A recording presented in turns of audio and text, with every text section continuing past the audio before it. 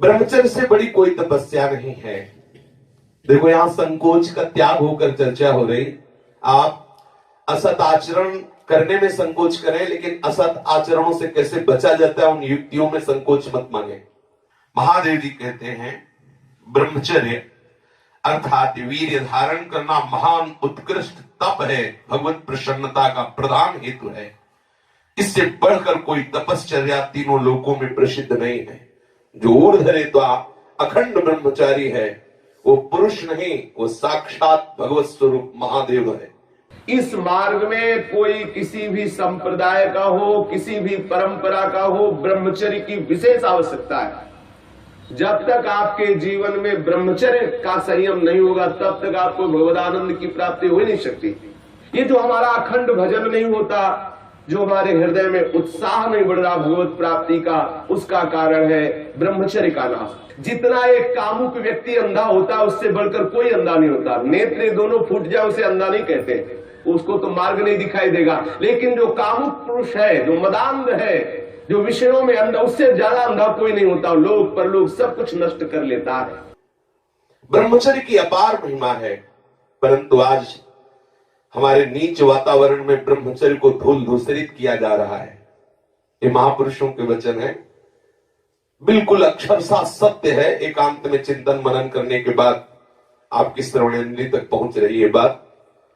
आज की नीचता, आज का मनोरंजन ब्रह्मचर्य को धूल धूसरित कर रहा है, ब्रह्मचर्य का नाश कर रहा है। कोई समझ ही नहीं रहा कि कितनी बड़ी हम भयानक गलती कर रहे हैं। ये वीर शक्ति हमारे प्रभु की अद्भुत कृपा है। अगर इस पर हम दृष्टि डालें तो आप जिस मार्ग में चलना चाहेंगे उस मार्ग में आपको बहुत बड़ा बल, बहुत बड़ा संबल, बहुत बड़ी सामर्थ्य मिलेगी ब्रह्मचर्य से। ये भगवान की कृपा शक्ति है। जो इसका पतन करते हैं निसंदेह वो किसी योग्य नहीं रह जाते। ब्रह्मचर्य का ह्रास जीवन का नाश अर्थात मृत्यु, संपूर्णतया सत्यनाश, सर्वनाश, मृत्यु, ब्रह्मचर्य नाश, सुख का नाश, आरोग्य का नाश, तेज का नाश, विद्या का नाश, बल का नाश, सामर्थ्य का नाश, स्वातंत्र का नाश, धर्म का नाश, भजन का नाश ब्रह्मचर्य के नाश पर है। यदि आपने ब्रह्मचर्य नष्ट कर दिया तो आप किसी काम के नहीं रह गए। आधार स्तंभ टूट गया तो चाहे जितना सुंदर भवन हो नष्ट हो ही जाता है। धर्मनाश होने से संपूर्णतया नाश माना जाता है। जिसका ब्रह्मचर्य नाश है वो कभी भी धर्म से युक्त नहीं रह सकता। हमारे स्वास्थ्य की संपूर्णतया वृत्तियों को बिगाड़ देने वाली ये चेष्टा है। मरणम बिंदु पातेन जीवनम बिंदु धारणा, ये भगवान शंकर का अमिट सिद्धांत है कि जो वीर के साथ खिलवाड़ करता है वो साक्षात मृत्यु का वर्ण कर रहा है। जो वीर को रोकता है, धारण करता है, वो अमर है, वो भगवत स्वरूप हो जाता है। ब्रह्मचर्य ही जीवन है और ब्रह्मचर्य का नाश ही महान मृत्यु है। ब्रह्मचर्य ही स्वस्थता है, ब्रह्मचर्य का नाश ही महान रोगों का निमंत्रण है। जो अपने इस जीवन शक्ति, वीर शक्ति को नष्ट करते हैं उनका लक्षण है वो चिड़चिड़े स्वभाव के हो जाते हैं। थोड़ी सी बात में बहुत गर्म हो जाते हैं, दूसरों को अशांत बना देते हैं, खुद अशांत बने रहते हैं। थोड़ी थोड़ी बात में वो बहुत बड़े अपवित्र कार्य कर बैठते हैं। जिन्हें ब्रह्मचर्य व्रत रखने की बात जिनके जीवन में आए वो महाक्रोधी हो जाते हैं, ईर्ष्यालु हो जाते हैं, पापात्मा बन जाते हैं और घोर विषयों के गुलाम बन जाते हैं। जैसे जैसे उनकी जीवनी शक्ति नष्ट होती वैसे वैसे उनको लगता है कि विषय में सुख और है, इससे नहीं तो इससे, ऐसी वासना बढ़ करके उनकी महादुर्गति हो जाती है। यदि आप अपनी इंद्रियों को नियंत्रित नहीं किए, आपने अपने को संयम में नहीं रखा तो सबसे बड़ी मूर्खता कर रहे हो। आप ठगे गए, अपने आप से आप ठगे गए। सावधान, जिसने अपनी इस जीवनी शक्ति का अपव्यय कर दिया उसका जीवन नष्ट हो जाता है, कुछ भी करने लायक नहीं रहता। वो केवल एक नाटक होता रहता है, अंदर अंदर उसको वही चिंतन चलता रहता है उसी विषय सुख का। और अवसर आने पर ना प्रगट में अवसर ना आया तो चिंतन मात्र से। देखो, इस शरीर में कहीं भी वीर की शक्ति की थैली नहीं है। जैसे पित्त की थैली, ऐसे ऐसे अलग अलग, ऐसे कहीं भी कोई कोष नहीं है। कोई ऐसा शरीर में स्थान नहीं है जहां से आज भी डॉक्टर ऑपरेशन करके निकाल सके कि देखो ये वीर शक्ति का स्थान है। हर नस नाड़ी में वो व्याप्त शक्ति है। जब आप मन से संकल्प करते हैं उसी समय वो पूरे शरीर से संचित होकर एकत्रित हो जाती है। उस एकत्रित होने वाली नाड़ी का नाम है मनोवाह। और जिस समय आपने कामुकता पूर्वक संकल्प, आगे वर्णन आएगा, संकल्प किया उसी समय आप बेकार हो गए। वो भले किसी कारण से बाद में वो शक्ति नष्ट हो, लेकिन बेकार आप उसी समय से हो गए। इसलिए सावधानी पूर्वक गंदे क्रियाएं, गंदे लोगों का संग और गंदे विचारों को अपने अधीन किया जाए। ब्रह्मचर्य के अभाव में हृदय सूखने लगता है। भगवत प्राप्ति की क्या, संसार की उन्नति की भी भावना नहीं रह जाती। लोक परलोक सब उजड़ा हुआ नजर आता है।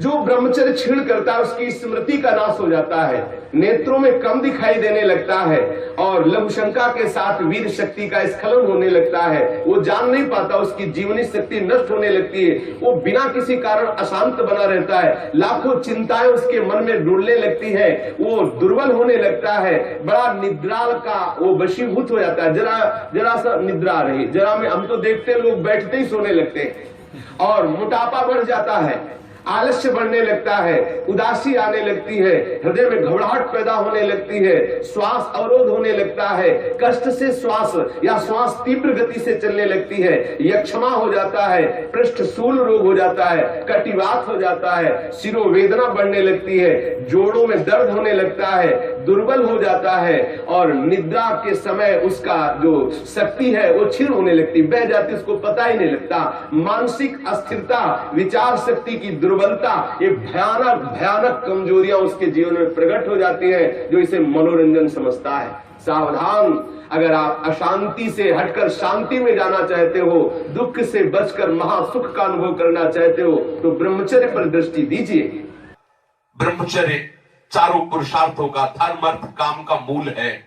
ब्रह्मचर्य भोग और मोक्ष प्रदान करने वाला है। वीर अनंत अनमोल सिद्धि है।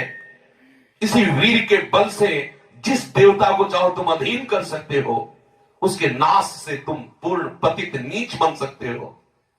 बिना ब्रह्मचर्य धारण किए हुए कोई पुरुष कदापि किसी भी श्रेष्ठ पद का अधिकार नहीं प्राप्त कर सकता। वीर भ्रष्ट पुरुष कदापि पवित्र नहीं, कदापि धर्मात्मा नहीं, कदापि महात्मा नहीं हो सकता। वो दंभ और पाखंड भले कर ले। बिना ब्रह्मचर्य के प्रत्यक्ष इंद्र भी तुच्छ है, पद दलित है।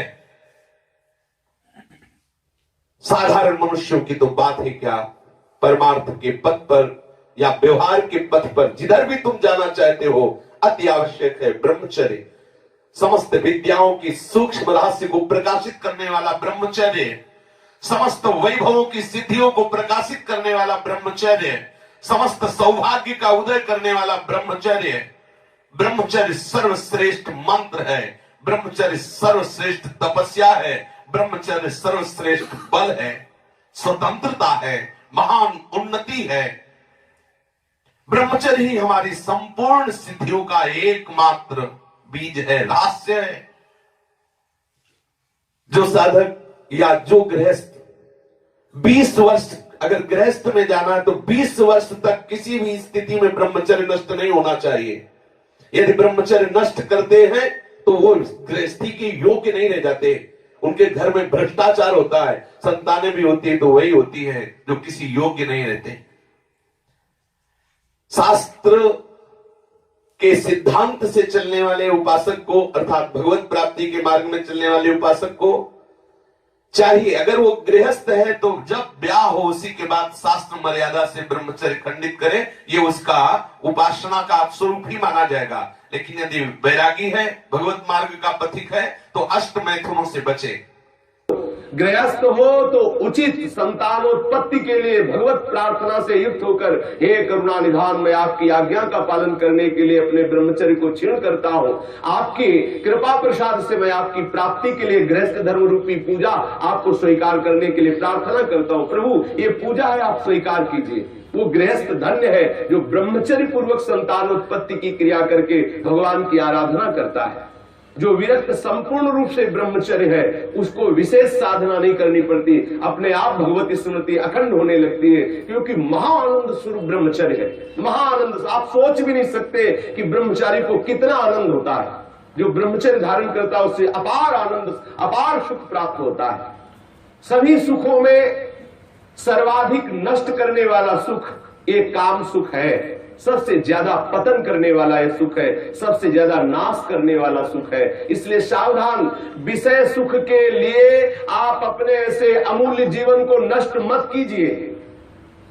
पहले जो गृहस्थ जन होते थे ब्रह्मचर्य, 25 वर्ष तक तो सब कोई ब्रह्मचर्य रहता था, चाहे वो गृहस्थ हो, चाहे वो विरक्त में जाना हो, चाहे वो जिस मार्ग में जाना हो। 25 वर्ष तक तो सबकी नींव ब्रह्मचर्य से युक्त होती है। अब 25 वर्ष तक तो हजारों दुर्गति हो जाती है, क्योंकि ऐसे ऐसे साधन चल चुके हैं, ऐसा कुसंग हो चुका है, वो दृश्य देख देख करके उनकी भावनाएं दूषित हो गई, वो अपने को नष्ट कर लेते हैं। फिर क्या रह गया जीवन? ये अमूल्य मनुष्य जीवन किस काम का रह गया?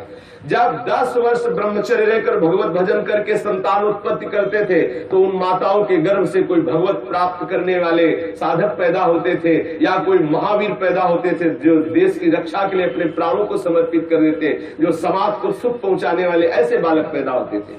ब्रह्मचर्य के बिना पूर्ण, चाहे गृहस्थ हो चाहे विरक्त हो, कोई भी हो, वो पूर्ण पशु जीवन है, पूर्ण पशु जीवन है। सांसारिक व्यक्ति बनकर के मत अपने जीवन को नष्ट करो, आप अपने हाथों से अपना नाश कर रहे हो। ध्यान रखो, ये गलती जो तुम कर रहे हो ये आपको दोबारा मनुष्य जीवन मिलने वाला नहीं है। ऐसी गलती करके तुम्हें बहुत पछताना पड़ेगा। मौज मस्ती, लोग काहे की मौज मस्ती? धर्म मर्यादा का नाश करके, गुरुजनों की बनाई हुई शास्त्र मर्यादा का नाश करके तुम सुख प्राप्त कर सकते हो। कुछ समय मिला, कर लो जो करना है। ऐसे भयानक रोग पैदा होंगे कि मरोगे, कोई पानी देने वाला नहीं मिलेगा। ये सब नाटक भूल जाएगा। इसलिए शास्त्र और गुरु की बनाई हुई मर्यादा के अनुसार चलो, तो ही संसार में भी तुम सुख का अनुभव, जहां नहीं है सुख वहां भी अनुभव कर सकते हो, यदि शास्त्र और गुरु की मर्यादा से युक्त रहोगे, उनके बनाए हुए विधान के अनुसार चलोगे। ये जो आजकल सब चल रहा है ना, ये बहुत हानिकारक है। जिसके जीवन में छोड़ दो, जो अब जिनका ब्याह हो गया वो अपने पति को छोड़ करके दूसरे पतियों के पुरुषों की तरफ कामुक दृष्टि से देखती है, जानते उनकी क्या दुर्गति होती है? हाँ, पति वंचक परपति रति करई, रौरो नरक कल्प शत परई, और विधवा होए पाए तरुणाई, अगला जन्म होगा और वैधव्य को प्राप्त हो जाएगी। जो पुरुष अपनी पत्नी का त्याग करके पर स्त्री से गमन करता है तो नरक में जाकर के उसको तपाए हुए लोहे की लाल लाल ऐसे स्त्री आकृति से उसे हजारों वर्षों तक चिपकाया जाता है और जलता रहता, वहां मरना तो है नहीं। ऐसा मत सोचो कोई देख नहीं रहा। जैसी थरिवंश नरक गति दुर्भर यम द्वारे कटियत नख छीके, वहां ऐसा हिसाब है कि कहां छीका, किस लिए छीका, और आपकी नाक काट दी जाएगी। मतलब वहां उंगली उठाने पर आपको दंड है, किस लिए उठाया, किसको उठाया, किस कारण से उठाया, किस समय में उठाया, एक एक वस्तु का हिसाब है। आप समझते मुझे कौन देख रहा है, क्या जान रहा है, मौज मस्ती ले लो। कुछ समय दिया गया आपको, ये मनुष्य जीवन कुछ समय दिया गया। आप चाहे जो कर लो, चाहे जितना दुराचार कर लो, या सदाचार करके श्री कृष्ण को रिझा लो, या दुराचार करके नरक की यात्रा कर लो। बहुत सावधान। यहां वर्णन कर रहे हैं महापुरुष जन कि जो जीवन में ब्रह्मचर्य शक्ति है, जिसे शुक्र कहते हैं, जिसे वीर शक्ति कहते हैं, इसका जो नाश करता है वो भयानक रोगों से ग्रसित हो जाता है। इसका एक नियम है, गृहस्थ धर्म का नियम है। इस पर हमारे शास्त्रों में सब वर्णन, इसीलिए सत्संग करना चाहिए। अब क्या है, आज मनोरंजन, लोगों को रिझाना, वक्ताओं को पसंद आ गया है और जो श्रोता है उनको वही पसंद आता है। थोड़ी देर चटकीली बातें की, संगीत बजा, नाचे कूदे, घर गए, बोले कथा सुन के आए हैं। कथा का तात्पर्य, सत्संग का तात्पर्य आपका कुसंग का त्याग हो जाए। आप जो दुर्गुण दुराचार प्रवृत्तियों में रत है उनका त्याग हो जाए, उससे सत्संग। मानो सत्संग सुन के आए तो आपको थोड़ी देर तो खो जाना चाहिए। दूसरे को अपने आप पता लगे कि ये सत्संग सुन के आ रहा है, खो गया। अपने अंदर की कमियों को देख देख करके वो रो रहा है, हे करुणा निधान, मैं इतना नीच हूं, अभी तक तो मैं जान ही नहीं पा रहा था कि ये गलतियां हैं, मैंने कितनी गलती की, हे करुणा निधान, अब मुझे इन गलतियों से उबारो। सत्संग वो वस्तु है जो अपनी ब्रह्मचर्य शक्ति को नाश करता है तो उसकी शारीरिक शक्ति नष्ट हो जाती है, चेहरा पीला होने लगता है, चेहरे में झुर्रियां पड़ने लगती हैं, नेत्रों की शक्ति जाती रहती है, नेत्रों के आसपास नीली नीली रेखाएं प्रकट हो जाती है, आंखें धस जाती हैं और चेहरे में वो कांति नहीं रह जाती, अर्थात कांतिहीनता आ जाती है, याददाश्त नष्ट हो जाती है। वस्तु रख दी, भूल गए, कोई आज्ञा भूल गए। क्यों भूल गए? क्योंकि ब्रह्मचर्य नहीं, मेधा शक्ति क्षीण हो गई। भगवत स्मरण करोगे, कैसे भजन होगा? क्योंकि भजन वाली वस्तु तो आपने नष्ट कर दी। खिलवाड़ समझते हो क्या इससे?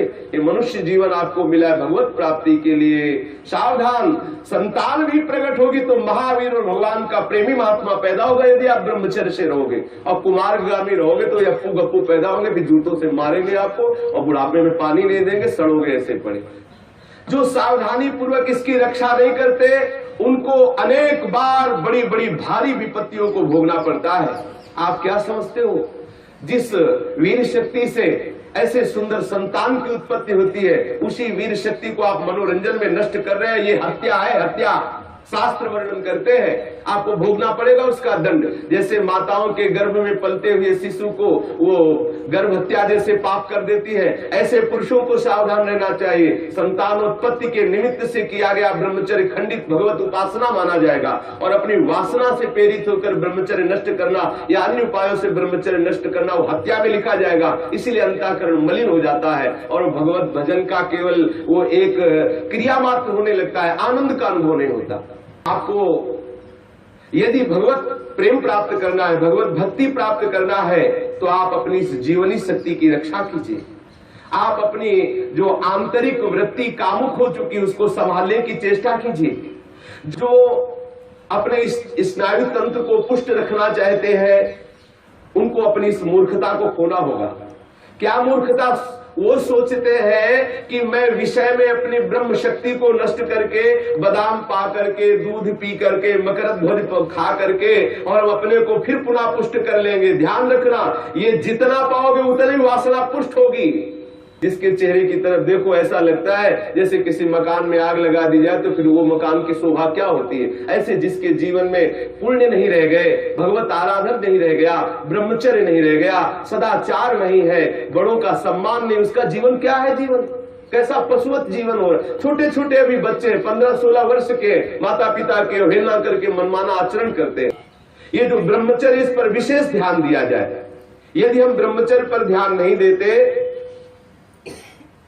तो स्मरण शक्ति का नाश, शरीर में मोटापा, दिल की कमजोरी, अस्मायिक वृद्धावस्था का प्रकट हो जाना, नपुंसकता, नेत्रों के रोग बढ़ना और नाना प्रकार से अंदर ही अंदर सब खोखलापन हो जाना। ऊपर से हष्ट पुष्ट दिखाई देंगे लेकिन अंदर से पूरी शक्ति का नाश हो जाने के कारण वो मूर्ख हो जाते हैं। मतलब बुद्धि भी मूर्ख हो जाती है, शरीर भी शिथिल हो जाता है, किसी काम के नहीं रह जाते हैं।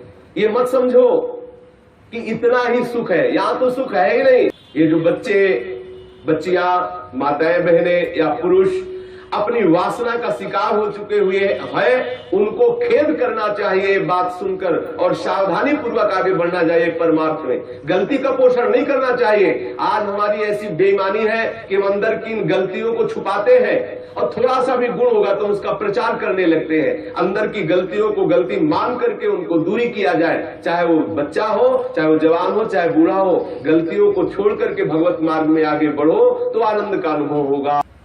ये प्राणों की पूर्ण शक्ति है, जीवनी शक्ति है, इसे व्यर्थ में नष्ट मत करो। सावधान हो। देखो आप थोड़ी देर ब्रह्मचर्य रह करके देखो, आपके नेत्रों में चमक आ जाएगी, आपके कपोलों पर लावण्य आ जाएगा, आपके हृदय में बिना कुछ किए एक आनंद की लहर सी दौड़ती रहेगी। थोड़े दिन रह के देखो। कुछ दिन ब्रह्मचर्य रहने पे कष्ट का अनुभव होता है। जब अंदर वासना होती है ना, वो प्रेरित करती है। जैसे जैसे ब्रह्मचर्य बढ़ता वैसे वैसे अंदर आह्लाद होता है। और हम आह्लाद को नहीं सह पाते तो लगता है कि यदि ब्रह्मचर्य क्षीण हो जाए तो मुझे सुख मिलेगा, ऐसा लगता है। यदि सत्संग हो और भजन पूर्वक हम जीवन व्यतीत करें, सदाचार पूर्वक भोजन शुद्ध हो, तो कुछ ही महीने में वो ब्रह्मचर्य जब पकने लगता, थोड़ा सा आनंद अनुभव होते सहने लगता। पहले तो थोड़ा कष्ट होता है। अगर 1 वर्ष ठीक ब्रह्मचर्य रह जाए और कुसंग ना हो तो इतना आनंद उसको अनुभव होने लगेगा, देखेगा नहीं इसी नारकी खेलों की तरफ, इधर संसार के इन दुर्गुण दुराचारों की तरफ देखेगा भी नहीं, पर कुसंग ना होने पावे। अगर कुसंग होगा तो 20 वर्ष ब्रह्मचर्य रहने के बाद भी पतित हो जाएगा। कुसंग से सर्वदा बचता रहे। 1 वर्ष अगर ब्रह्मचर्य, हो सकता है थोड़े दिन कठिन लगे क्योंकि गलत अभ्यास हो गए, 1 वर्ष ब्रह्मचर्य रहिए। अपने आप स्वाभाविक जो क्रिया होती है उस पर दृष्टि मत डालिए, आप अपने संकल्प से कोई गलत कार्य मत कीजिए और ब्रह्मचर्य रहिए, तो आपको आनंद का अनुभव होने लगेगा। भजन करना नहीं पड़ता, अपने आप भजन होता है। नींद कम हो जाती है, आसनों पर जितनी देर चाहो आराम से बैठ सकते हो, और कोई भी रोग हो वो अपना पूरा प्रभाव नहीं डाल सकता क्योंकि आपके अंदर ब्रह्म शक्ति विराजमान है। जो ब्रह्मचर्यहीन हो जाता है वो भजन का लाभ नहीं ले सकता है। मन, प्राण तथा ये ब्रह्मचर्य, ये तीनों एक ही है। जिसका ब्रह्मचर्य ठीक, उसके प्राण सूक्ष्म हो जाते हैं और मन शांत होने लगता है। जिसका ब्रह्मचर्य ठीक नहीं, स्थूल प्राण होने लगते हैं। पहचान है, ऐसे भैंसे की जैसे श्वास निकलती, जब सोते तो बड़े भारी ऐसे घोटे शोरगुल होता है, स्थूल प्राणों का लक्षण है। और मन उनका चंचल होता है, उनकी श्वास, उनका मन, उनका ब्रह्मचर्य, तीनों क्षीण होने से फिर न कोई भजन होता है, न कोई साधन होता है, न कोई चिंतन होता है। जिसकी श्वास स्थूल होती, मन चंचल होता है, उसका चिंतन एकाग्र नहीं होता है। ये बहुत काम की बात है, इसे संभाल कर रखिए। मत समझिए कि कोई साधारण बात हो रही, इसको संभाल लीजिए। यदि आप विरक्त हैं तो संपूर्ण रूप से आप सावधान हो जाइए। यदि गृहस्थ हैं तो संयम में आ जाइए। एक पत्नी व्रत धारण करते हुए, संतानोत्पत्ति की भगवत पूजा का भाव रखते हुए ही गृहस्थ धर्म में ब्रह्मचर्य को खंडित कीजिए, अन्यथा ब्रह्मचर्य को धारण कीजिए। सावधान रहिए।